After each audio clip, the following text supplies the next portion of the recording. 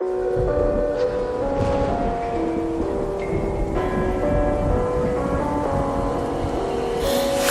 welcome.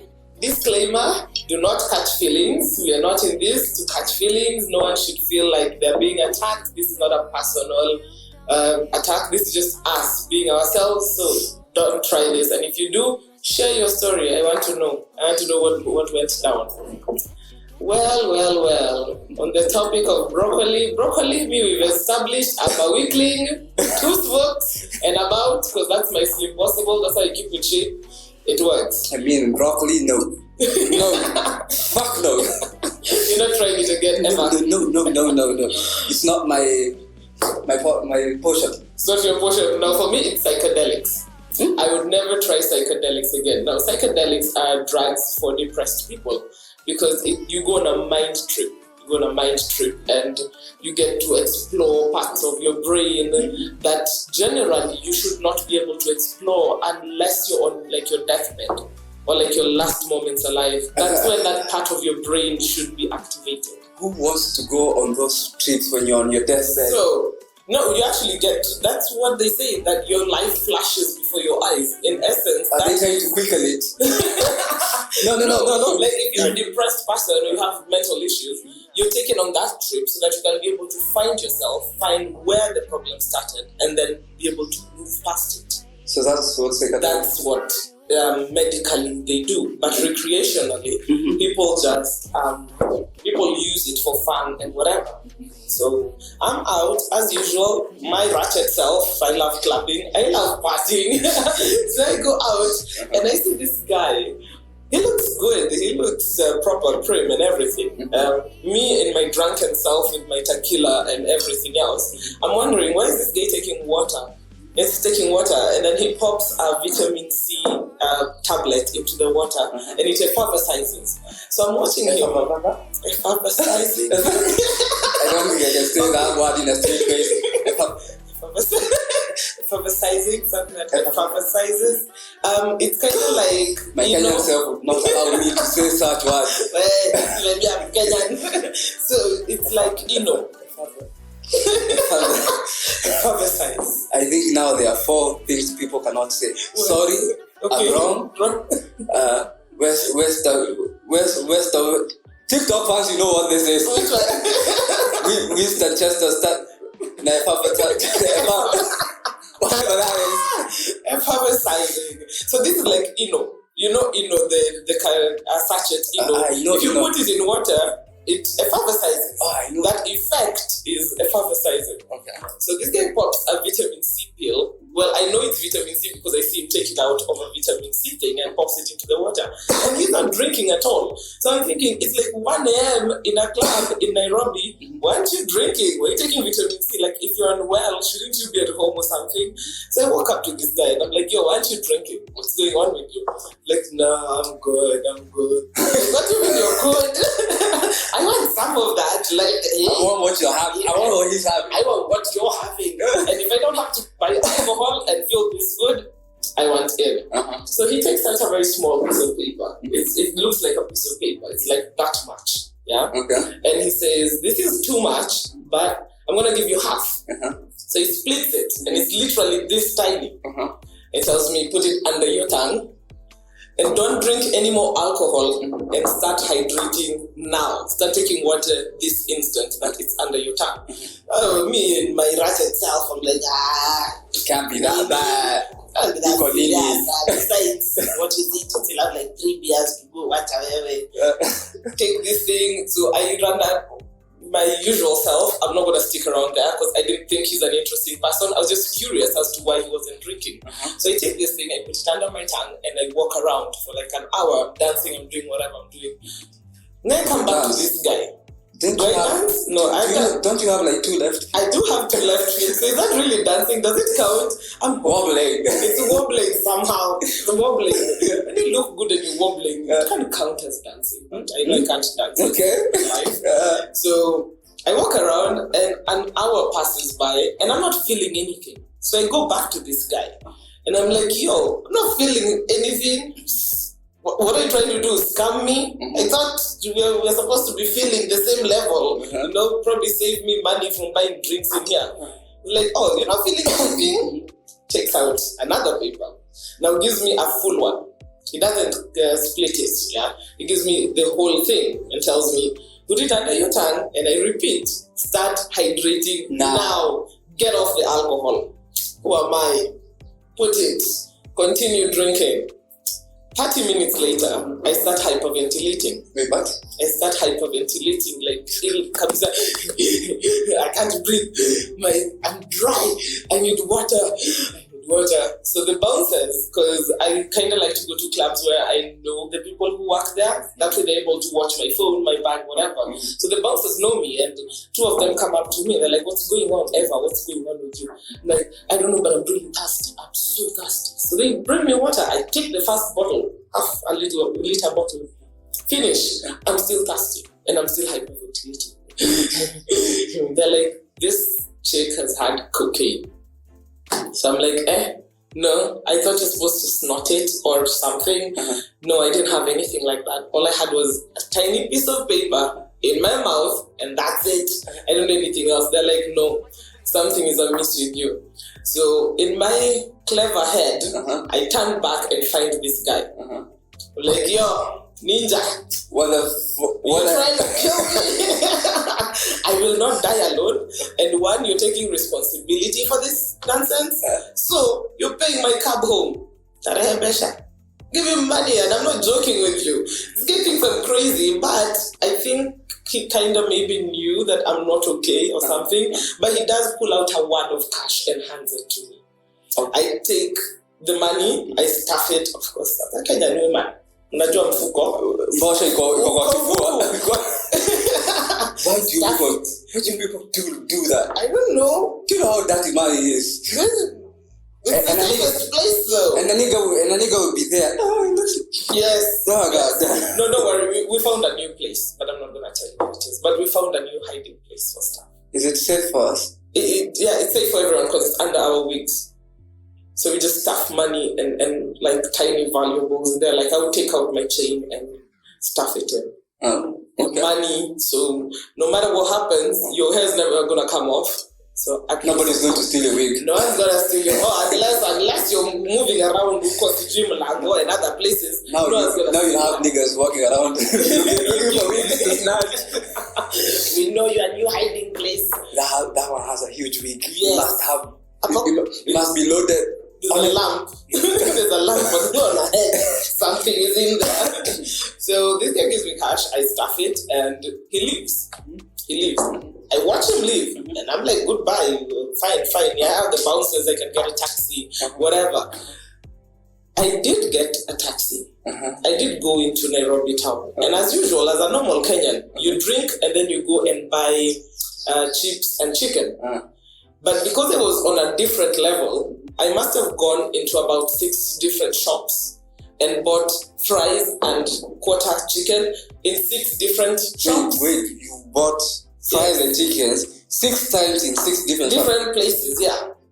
And in my head, apparently I kept repeating it, and it wasn't registering in my head. You have food. You have been buying chicken for the last 6 times.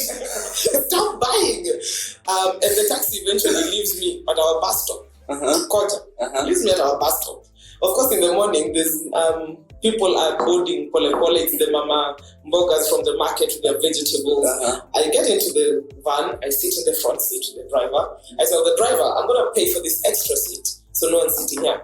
Says, okay, no problem, since I have all these chips and whatever with me. So I stuff them there, I sit, I wait, the mat is full. We take route. We're going all the way from town into Lower Kabete. We're driving and we go for up to like 15 kilometers or something. Wait, how far is Nairobi to Lower Kabete? But whatever. Anyway, we've come all the way past Spring Valley, past UON, and we're getting into the stage where I want to alight. And I keep asking the driver, why aren't you moving? Jesus Christ. Why isn't this car moving? I'm like, no, something is wrong. We've been sitting in the same place since morning. Like, Because I always wear a watch. So I'm like, wait, my time is going. There was a time I got hammered and got into a match in Koja. Yeah. And the match is, there are like seven people in the match. And so I'm waiting for it to fill up. Yeah. The bus next starts moving forward. Yeah. But in my head, I feel that our bus moving backwards. I'm like, what the fuck is happening? And you actually panic. I don't know why I'm panicking and why are we moving backwards. And the bus is not moving. It's only the bus next that is moving forward. You guys are there. I've harassed the driver. Why aren't you moving? So I'm like, I can see we're in a different place, but we didn't move. So how did you do this? And I'm genuinely curious about how he's managed to pull this magic move on me. Because I'm seated in the front with him. And you can't see it. I can't see it moving. So by then I'm living in Wangigi. So we get to the stage, and before I get off, the driver tells the conductor, help this girl get a taxi or a driver because I don't trust she's okay. But I turn around to the driver and I'm like, you're the one who's not okay. You're pulling magic moves over here. 1 minute we're in town, 1 minute we're here. What the hell? How the heck am I here? How did this happen? So when I get a motorcycle rider, I do know my home. Thank God I get drunk and I always go home. So in my head, that's when I load that, hey, I'm high. That's whatever I took, I'm high. I'm very high. This guy drives me home. I get home, me and my million fries. Of course, give the rider, take chips plus money plus chicken because it's too much and I live alone. Where the hell am I going with all this food? 6 portions. Imagine I walk into my house and because I can feel this drug really getting into my head. I'm not seeing colors or anything. It's just I can feel that I'm very high. I'm not feeling thirsty anymore. I'm not hyperventilating. I'm now calm. But they actually hyperventilated once. It felt like I was dying. Yeah, it feels like you're dying. Though it wasn't. Here's what happened. Yeah. Somebody talked me into trying this. There was a trend of people trying. What was the name? I think Dalgona coffee. Oh, Dalgona coffee. God. During COVID time. Tell me it's during COVID time. Yeah. All the housewives made Dalgona. I've never tried it though. Is it that good? Please do not try that. Warning taken. Do not try that. We shall try it. When we are warned. No, we are trying it. I never tried it. So I get home, and because I'm really late, I realize that, hey, I'm not okay. If I came from town to here and I don't feel anything, something is amiss. So I walk into my house, I lock my door, I lock myself inside, and I throw the key outside. Wait, what? I'm on another level. I locked myself and threw the key out so I don't go out. Jesus. I'm like, I can't go out in this state. I don't trust myself. I don't trust anything around me. So to keep my sanity, before something else happens and I find myself in the middle of the market, I lock the door, lock myself in. But then after a while, then the trip starts. So the trip is very colorful. Very colorful. You're seeing vivid colors. I'm seeing very beautiful colors. You're in another world. I'm seeing blues, greens, everything. It's looking. I met my 9-year-old self. I met my 5-year-old self. Like, this is the weirdest feeling ever in the whole world. You meeting yourself. But wait. You went back in time in your psychedelic state. Yes. And met your 5 and 9. Yeah, I met myself. Almost had a conversation with you. Not almost. I had a full conversation with myself. I apologized to myself. And, well, luckily, this went... I was high for 2 days. On the 3rd day, my caretaker came to knock and bang on the door because he realized my key is outside and they know me as usual. I'd always turn up music or something, but the place had been dead silent. So they came to check, is everything okay here? Then he finds the key on the ground. So he's like, wait, is everything really okay here? But anyway, so day 1, get in, lock myself, the colors start coming into my head. I text a friend. I'm like, yo, Ninja, what's up? Something's going on with me. I kind of took a psychedelic and yo, I'm on a trip. It's called an acid trip. So I'm like, yo, I'm on a trip. And he's like, okay, thank God you've texted me. So I'm going to keep texting with you just to keep you in check. Okay. Yeah? Because apparently sometimes you can go on a trip and not come back. No, you will come back, but you could come back with part of your memory gone.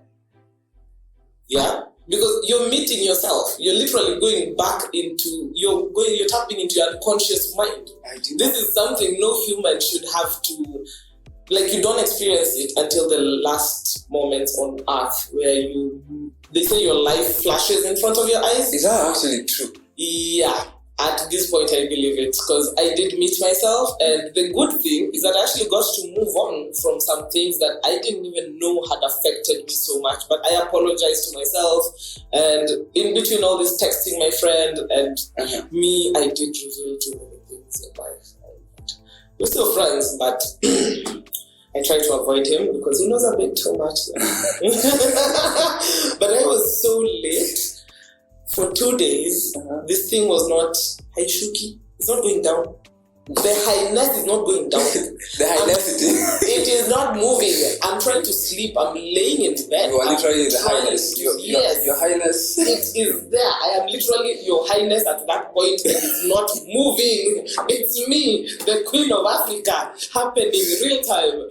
It's not moving. I'm trying to sleep. I can't sleep because I don't know why I can't sleep. I'm in bed, I'm closing my eyes, I really want to sleep, and I'm telling myself, I haven't slept, I need to fall asleep, maybe this thing will end. But I can't seem to fall asleep because every time I close my eyes and lay in bed, all these things keep happening. And when I get up, things around me are so colorful and they're just floating. So can you imagine trying to find your own bathroom in your house and you're just floating? You're trying to look at the gas, I'm trying to look at food, I'm trying to look at what things are just, everything's just moving around. So I'm like, I'll stay in bed. I'm not moving. I'm not going anywhere.